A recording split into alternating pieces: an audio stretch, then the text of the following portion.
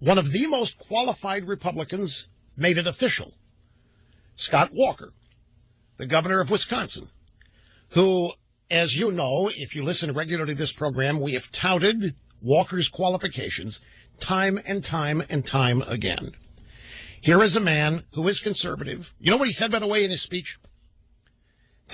Name for me any other candidate, and there may be some, I just can't recall off the top of my head. Name for me any other candidate who's made this point. Scott Walker said one of the first things he's going to do is build on and shore up the Republican conservative base.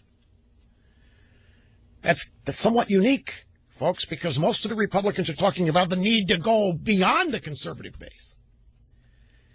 And at the very least, making themselves sound like they're taking it for granted, but that the conservative base isn't the key to their plans. But Walker says the conservative base, reaching out to it, energizing it.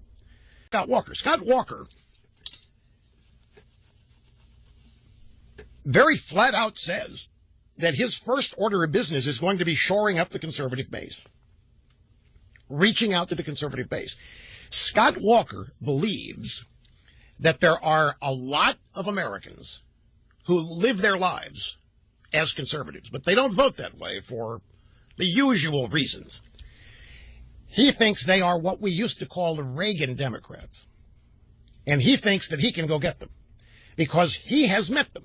As governor of Wisconsin, he's traveled around and he's campaigned, and he's told stories and speeches of meeting people who say to him, for example, in fact, he told me once, he said, I ran into a guy who told me that he didn't know he was a conservative. He didn't know he was a Republican until talk radio came along. And he thought he didn't know what he was. And he thinks there are a lot of people out there that live conservatively, want to raise their kids. And by that, I mean the values that we associate with conservatism. He thinks there are a lot of people out there, but they're either independents or they're reluctant Democrats. And because of whatever, branding or other issues, that they just don't vote Republican. He thinks they can be persuaded to vote Republican. He thinks they can be told that he is their candidate and the Republican Party is their home. So that's one of the outreach efforts that he's going to make. In addition to all of that, Scott Walker has a track record. Scott Walker doesn't have to tell you what he will do if he's elected because all he has to do is point to what he has done. He just signed into law another budget in the state of Wisconsin. And Wisconsin is a blue state. He just signed a budget which eliminates tenure. He just signed a budget which gets closer to balancing the budget in the state of Wisconsin. He's done remarkable. He has implemented a conservative agenda against everything the Democrat Party has to throw at him.